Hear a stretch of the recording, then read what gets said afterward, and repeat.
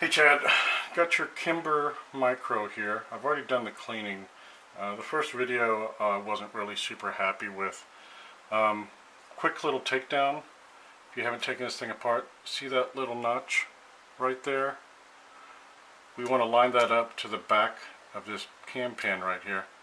We're going to go to the other side, just push it through, pull that out of there, and then we can separate the upper from the lower. Okay. Quick little disassembly, right? We grab the recoil guide rod, recoil spring, barrel, right? And then we've got the stripped upper. Where the problem occurred was right in there. Okay. So inside of here is the firing pin. If you watch this right here, I'm pushing the firing pin in, and then I'm moving this plate. Be careful, this thing's under tension, so I'm going to put my hand over the top of it and it's going to pop up, and then you're going to see the firing pin come out, and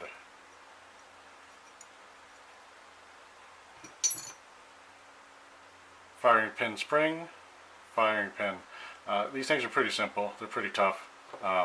Kimber uses good stuff, so it's not like they are going to break. I mean, you have to go through like thousands of rounds within a short period of time to really mess that thing up. This is the ejector. This does deserve some attention here. Surprised I have a chopstick on my bench. Right there, if you can see that little notch, this is what grabs the bullet. Once it loads up, it engages the back of the shell and rips it out, and then it'll throw it away from the gun. When you do clean, just a little attention to keep that thing, keep all the debris and carbon build up. Pipe cleaners, this is the best reason to have them. This whole channel, this is the firing pin channel right there. You want to get a pipe cleaner. There's a little hole right through here, and you just, that's what was, it was all gunked up, and so if you can see that come through there, good pipe cleaners keep that channel free. Carbon powder had just built up, and that pin wouldn't go all the way forward, so probably need to trash that one. That one's, I've got the most out of that one. So we're going to put the extractor back in. You'll see this little notch here, that's where that back plate will fit into once we get that all lined up, and after I pick up the part, after I drop it. Alright, so we'll just assume that I've already scrubbed everything. I've sprayed it down with cleaner. I'm putting the ejector back in, so I'm going to get my finger down here to catch the ejector. Right, and we're going to line up those notches right in here so that we can get that back plate in there. So let's swipe up our firing pin with the firing pin spring, and then we're going to get that back plate and just start it in the groove here. It'll be flush here, so that's kind of your another visual indicator. There's no right or wrong, front or back on the plate here, so just depress this a little bit, okay?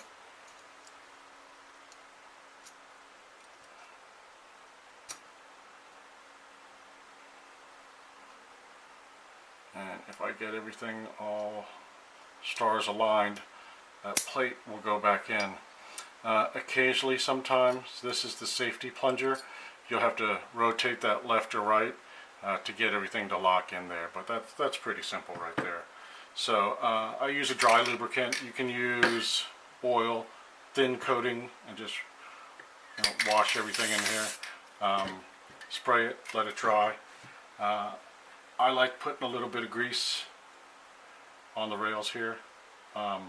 Just wherever it's shiny, the wear points, you can put it down the whole thing if you want to, but it's not necessary. So upper, barrel goes back in. I put the small end into the front, and then I put the large end towards the back of the guide rod. So just fit that in, compress it, get it to fit through the front hole there. So as it cycles, it goes forward. Find the grooves, put the upper on the bottom. On this one right here, you'll have to get this, I'm not sure exactly what that part's called, but you just press it down to get it out of the way. Your chopstick, finger, whatever you have. You get your cam pin back in here. I start this first, kind of move this back just a hair, because the hole on the bottom of the barrel, the locking lug, you want to fit it in there. Now be super careful. They call this the idiot scratch. When you have this in here, all 1911s are very similar to this, and if you're not paying attention, you'll rip that across there and give yourself a nice little scratch on your gun. So I got the pin halfway in. With my finger, I'm moving it back. I'm going to line up these holes and then just push that in, and it clicks. Right, and then we're good to go. Nice little gun. Action is smooth. Right, rock and roll. You're good to go, brother. Let me know when you want to pick it up. Text me. I'll talk to you later. Bye.